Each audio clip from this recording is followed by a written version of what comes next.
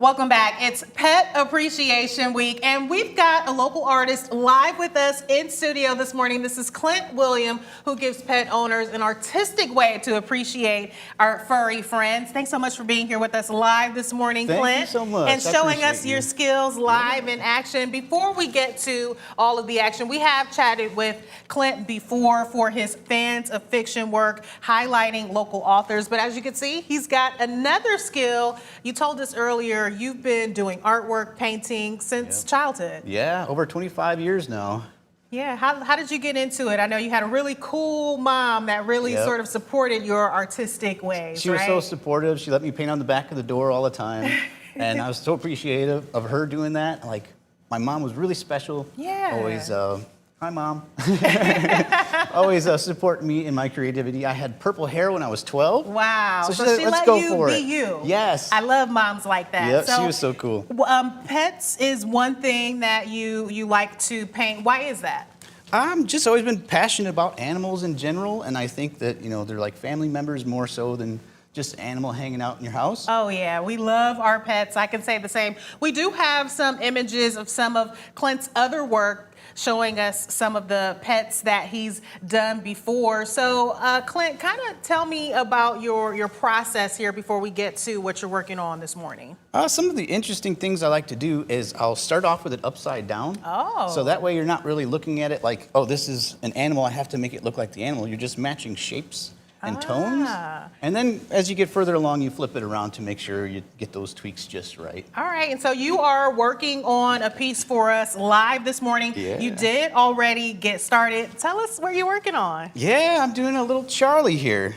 The Lhasa Apsos, right? Yes, this is my Lhasa Apso. This is my first time seeing this. I'm getting emotional because, Clint, this is incredible. You like this it? Is absolutely beautiful. It really captures my Charlie, who has one blue eye and one brown eye, and this is absolutely beautiful. You love oh my it? goodness, I absolutely love it. Wow, tell me kind of how you put this together. Do you usually work with the photo of the pet first? Yeah, I like to get a few different photos so I can catch like different angles, because sometimes a shadow hits and it might tell you something different. Absolutely. So I like to get a couple different pictures and go from the pictures. And you mentioned earlier, this can be hours of work. How long does something like this take? This was about 16 hours so far. Oh my So I've been working on this one for a little while. Been happy to do it, and it's so cool because like I grew up watching Bob Ross. He was the guy. Yes. Wow. This is like the pet version of Bob Ross. So people who are maybe wanting to practice this kind of skill, I know you said you use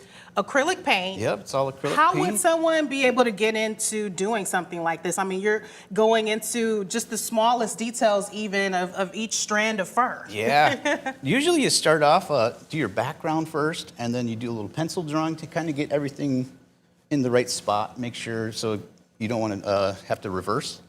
Oh, okay. That's a painful process if you have to reverse. I've had to do that a few times. And by reverse, do you mean like taking off some of the paint or like painting over it? Hit it all over again and kind of restart. Oh, wow. The restarts are terrible. Well, what is that even like? You got white paint that you like just paint over all it? the background color goes back over everything. Wow. And you're starting back with the pencil again and making sure you get it all in the right spot. Did you have to start over with Charlie? Nope. Okay. We're cooking on Charlie. No, this looks fantastic. And I mean, just really incredible detail, even with his nose. Yeah. I mean, it looks like I'm You can looking see the little at Charlie. shinies, right? Yes. Yeah, I used to have a Lhasa when I was a kid too. Wow. Her name was Ginger.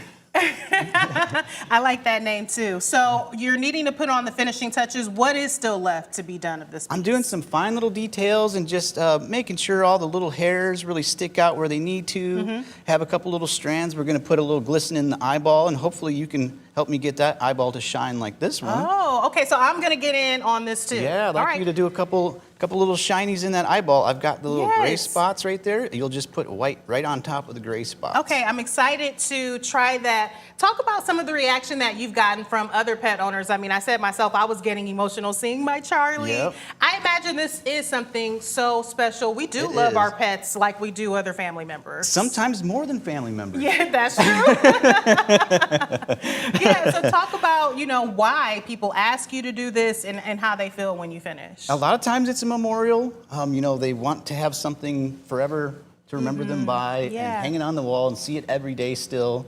And it's a little bit more special than just a picture sometimes, I think. Yeah, I know what you feel you the mean. energy in it. Even And, though this is very real life, it seems Yeah. very realistic. And I think there is something special about that. It's not Mm-hmm. just a quick picture that you've captured, but knowing that you put 16 hours Yeah. of work into this. you can feel the love in every painting, I think. Yeah. Are there other things that you enjoy painting as well besides pets? Yeah, I do humans, people portraits. I Okay. can do landscapes. I do book covers. I do character art for books and Very such. cool. Well, you mentioned your website where people can reach out to you to see your work or maybe get a portrait themselves. What's that website? ClintCreates.com. ClintCreates.com. All right, Yep. well, let me get in on this action and see. All I right. don't consider myself very talented in Let's this see way. what you got. But let's see what I can do. Get you cleaned up here. Get a weight on that thing. So I'm working on the eye Yep. specifically. Okay, that should be enough. Okay, I'm going to And just step go in over there. here so people can see. And do a little dot. So where exactly should I? Any of those little gray Oh, dots. I see, like this one. Okay. Yep. Oh, Beautiful. Look at that. You're a pro. I was worried I would mess it up. You're a pro. That's awesome.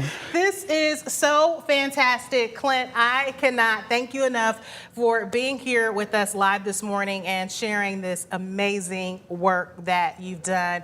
And also just helping our pet lovers be able to remember our pets in this fantastic way. Thanks for being here. You're so welcome. Thank you. We're back right after this.